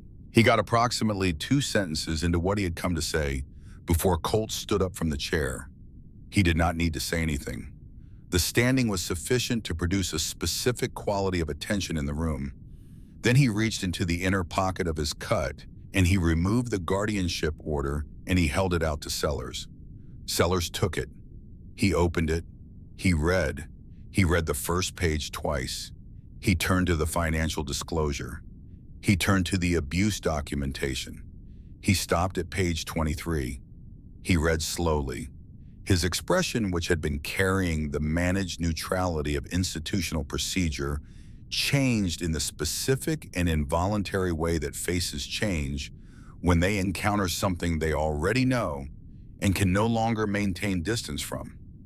On page 23 was the neighbor complaint from the Dearborn address. Attached to it was a logged receipt, the assigned follow-up date, the caseworker's initials. G.S. Sellers stood in the room for a moment. He looked at the document. He looked at Wren in the hospital bed, her bandaged hands, the vest in her lap, the specific quality of watchfulness in her face that communicated 2 years of learning not to trust the next thing that was offered. He looked at the window. He looked at the parking lot. He closed the folder. He looked at Colt. "The guardianship order meets the emergency threshold," he said. His voice was careful and even. "Make sure it's on file with patient administration before discharge." He turned to the officers and said something brief and quiet. Then he turned back. He looked at Wren directly, not at Colt, at Wren. "I'm sorry," he said. It was 2 words and they carried the specific weight of 2 words that have been available for 18 months and are arriving late. Wren looked at him for a moment. She did not say anything. She did not need to. Sellers walked to the elevator. The corridor was still. Rook exhaled somewhere behind Colt. Wren looked down at the vest in her hands. She held it for a moment in the specific way of someone who is trying to understand what they are holding. Then she looked up at Colt. "Okay," she said, a single word that contained everything it needed to contain. Wren was discharged at 8 the following morning. not because the medical staff recommended it. They would have preferred 48 more hours of observation following the cardiac event and the ECMO procedure. But the physician on duty was a woman who had been working at Detroit Receiving for 16 years and had developed a precise ability to identify when the best clinical decision and the best human decision were not the same decision, and when to defer to the latter. She had seen the parking lot. She had heard the 4,000 engines. She had watched through the window of Wren's room the way the girl had held that leather vest through the night, not wearing it, just holding it, as though testing the reality of it against the 2 years that had preceded it. She cleared her for discharge with specific instructions about the frost-bitten tissue and a follow-up appointment, and the name of a hand specialist and a referral to a physician she trusted for ongoing care. Wren dressed in the clothes that had been brought for her: new jeans, a flannel shirt, wool socks, boots that fit items that Delia had arranged for through a call the previous evening. She sat on the edge of the bed and tied the laces of the boots with her bandaged hands, taking longer than it should have taken doing it anyway. She picked up the vest. She put it on. It settled across her shoulders with a weight that was exactly the right kind of weight, substantial, present the weight of something that meant what it said. She looked at her hands for a moment. She looked at the room. She looked at the window where the parking lot was visible, still full, still waiting. The first light of a December morning beginning to come over the city. She walked out of the room. The corridor was lined with men, not blocking her path, flanking it, a passage created by their presence rather than a barrier. She walked through it, and they watched her go without speaking, in the specific, respectful silence of people who understand that some things do not need to be narrated. Rook was at the elevator. He pressed the button and held the door. Colt and Delia were in the lobby. Delia was in a wheelchair for the movement, but had declined the suggestion that she remain at the hospital for additional recovery time, with the specific firmness of a woman who has decided that the situation calls for her presence and is not available for argument on the subject. Colt was standing. He had the canvas parka over his left arm. Wren came across the lobby and stopped in front of them. "Ready," Colt said. She looked at the sliding glass doors. Beyond them, the parking lot. The first gray light of morning on the snow. The shapes of 4,000 machines and the people who had ridden them here from 9 states to find a girl in an underground station. She looked at the parka over Colt's arm. "You kept it," she said. "I kept it," he said. She looked at it for a moment. "Can I have it back?" He held it out. She took it. She folded it carefully and held it in her bandaged hands, and she looked at it the way you look at something that you understand has a specific place in the history of who you are. Then she tucked it under her arm, and she pushed through the glass doors. The cold hit her immediately. The particular sharp, clean cold of a December morning after a storm has passed and the sky has cleared and the air has been stripped of everything uncertain, leaving only the hard, clear fact of winter in a northern city. No wind, stars still faintly visible at the edge of the lightning sky, cold and precise. She walked to the edge of the hospital steps and she stopped. The parking lot was full. The avenue was full. The adjacent streets were full. Everywhere she could see, there were machines and people, the breath of 4,000 people, rising in individual clouds and combining into a collective vapor above the lot, lit from below by the amber security lights. They were looking at her. She stood on the steps in her new boots and her borrowed flannel and her honorary angel cut, and she looked back at them. No one moved. No one spoke. Then the front row raised their fists, not a cheer, not a celebration, a salute offered in silence with the specific gravity of people who understood what they were acknowledging. The wave moved outward, row by row, section by section, 4,000 fists rising from the front of the lot to the farthest edges of the street, a slow motion of acknowledgement that took perhaps 15 seconds to complete and covered every person in the lot. Wren stood in the middle of it. She had run from these people. She had run from the sound of them and the sight of them and the calculation that they represented danger. because everything in her 2 years on these streets had built that calculation and taught her to trust it. She had run until her body gave out and the cold took her, and they had come down into the dark to find her anyway. She raised her right hand, the bandaged one, raised it slowly, the damaged joints protesting the movement, raised it to the height of her shoulder and held it there. 4,000 fists were still in the air. Colt, standing at the top of the steps behind her, nodded once. 4,000 engines started. The sound of it was everything she had been running from and nothing like it. The same frequency, the same physical presence, the same mechanical roar that had sent her deeper into the city and into the cold and into the underground dark where they had found her. Exactly the same sound. Completely different meaning. She stood in it and she let it move through her, and she did not run.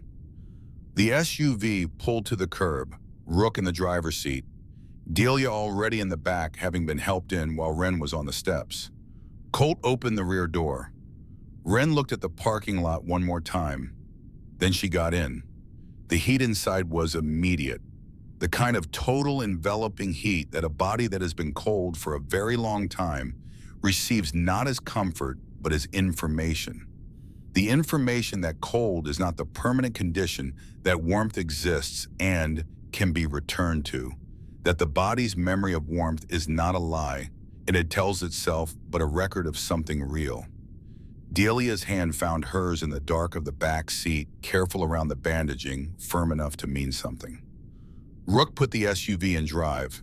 The 4,000 opened a corridor in front of them, the columns moving and parting, leading the vehicle out of the lot and onto the avenue. The organized flow of it built around the single vehicle at its center, the way a river builds around the thing it carries.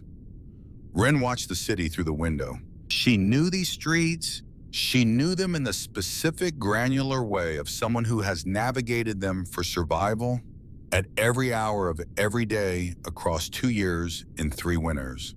She knew which corners were warm in morning and cold in afternoon. She knew which buildings leaked heat through their basement walls.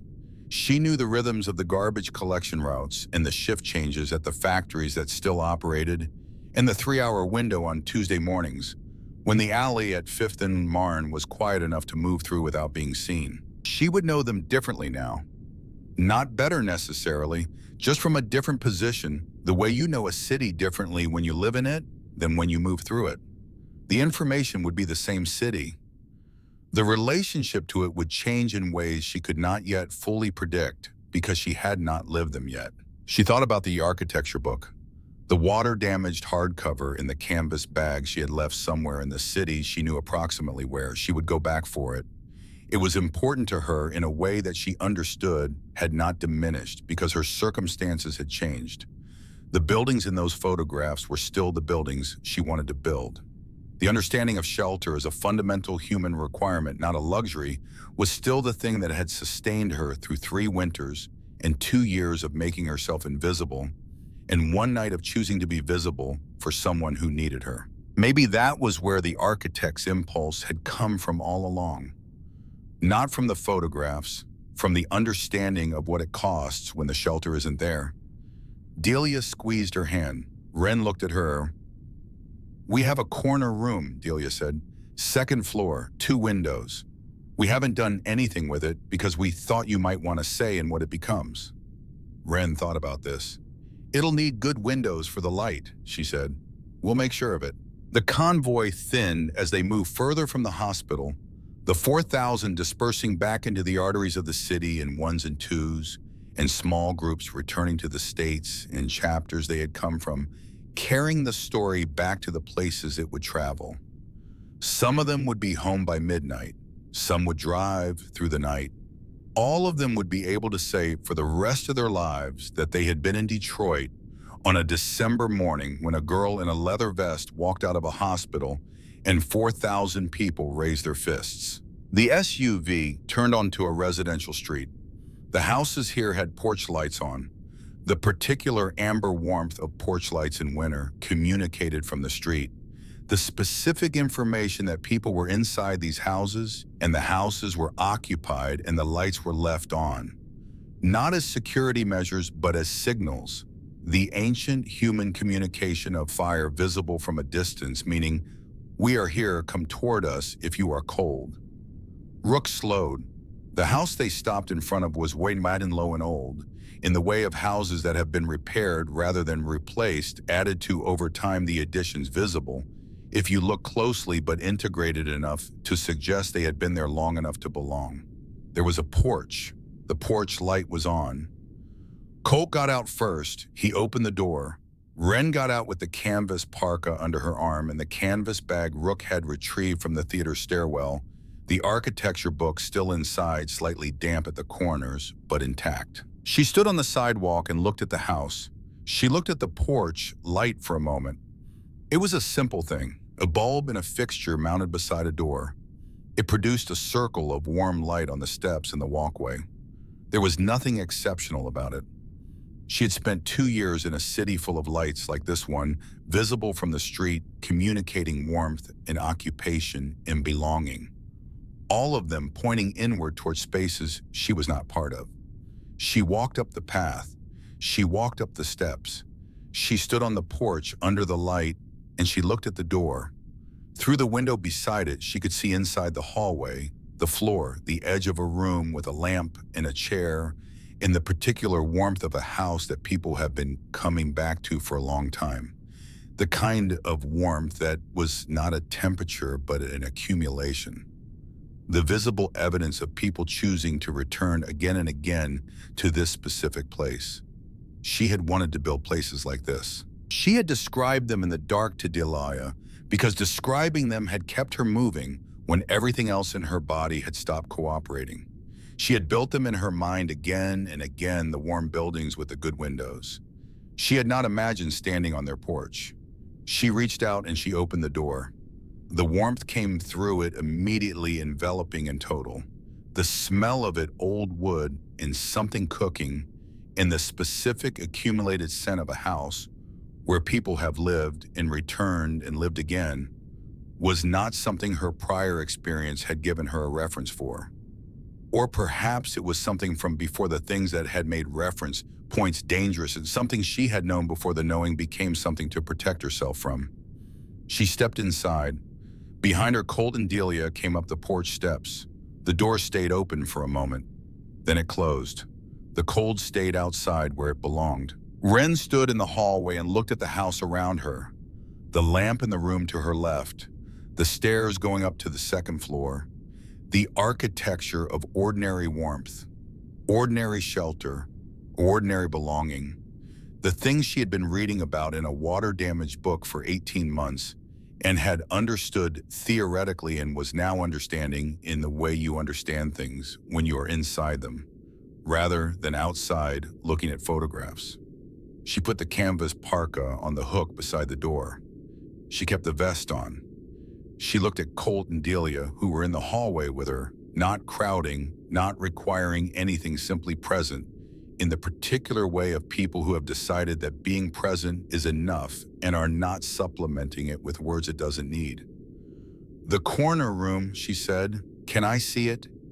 "It's yours to see whenever you want," Delia said. Wren looked at the stairs. She went up. The corner room was at the end of the hall, the door slightly open. She pushed it and stood in the doorway.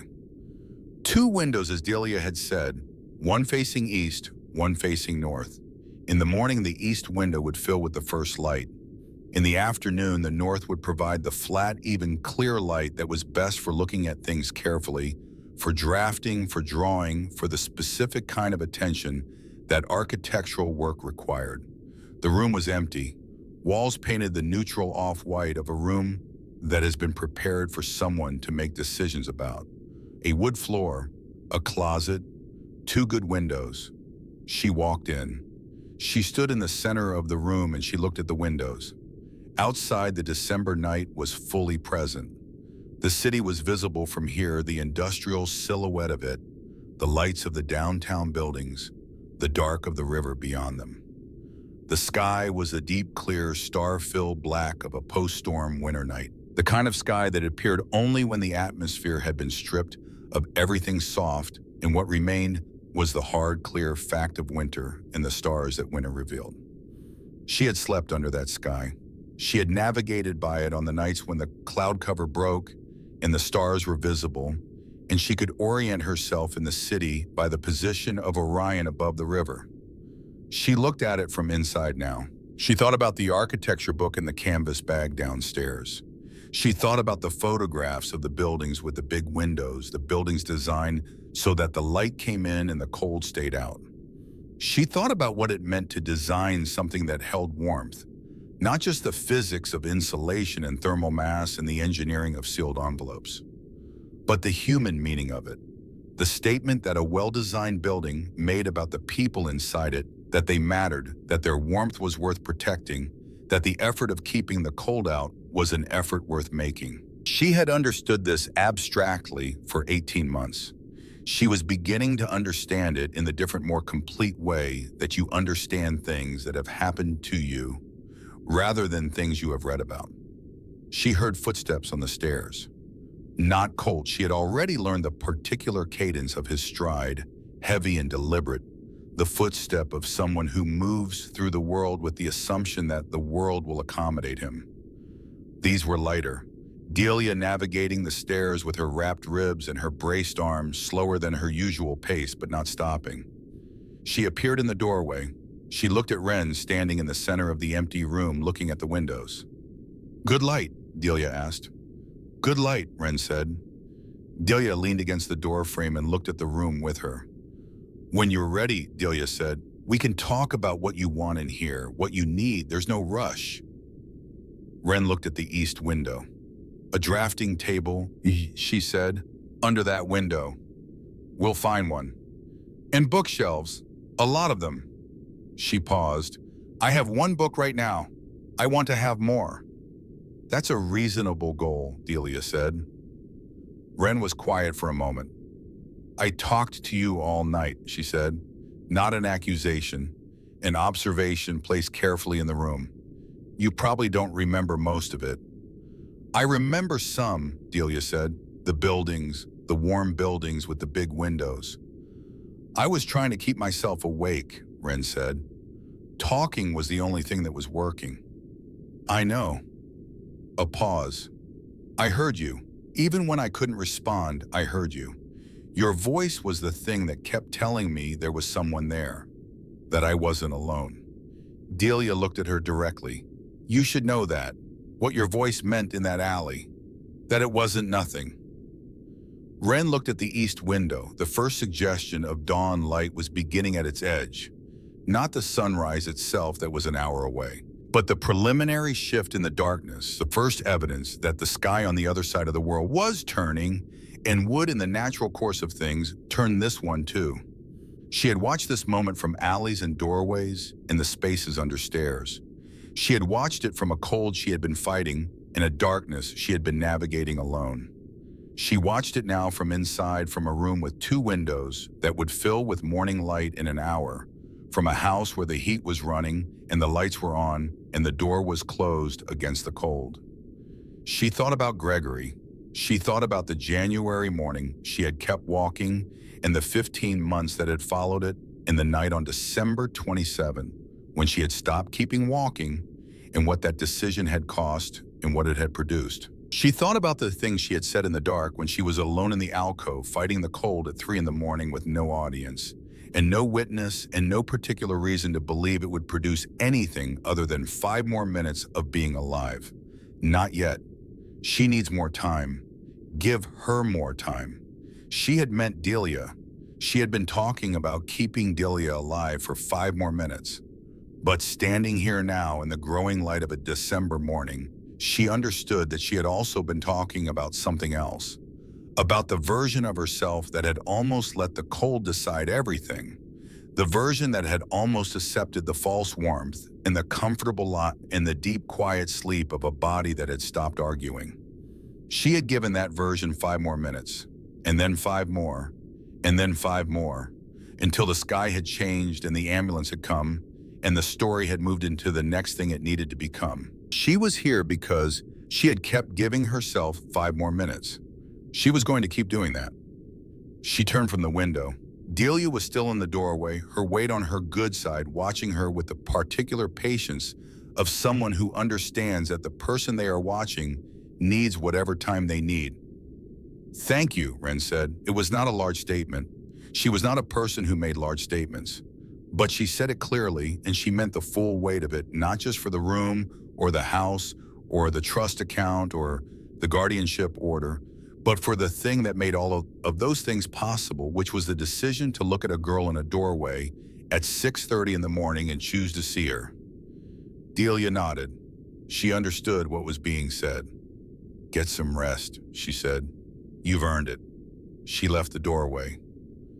Wren heard her careful footsteps on the stairs, heard Colt's voice from below, low and unhurried, asking something.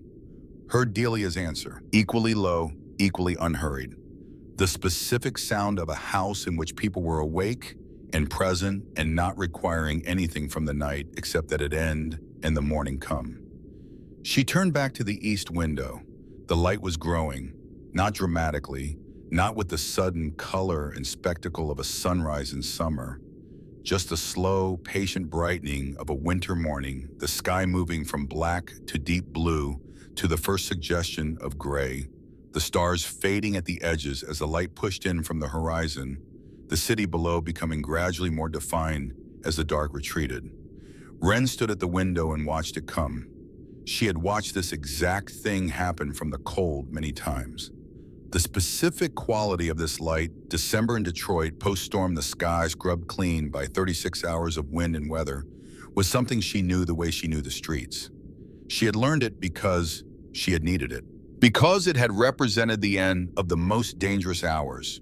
Because it had meant each time it came that she had made it through one more night. It meant the same thing now. It always would.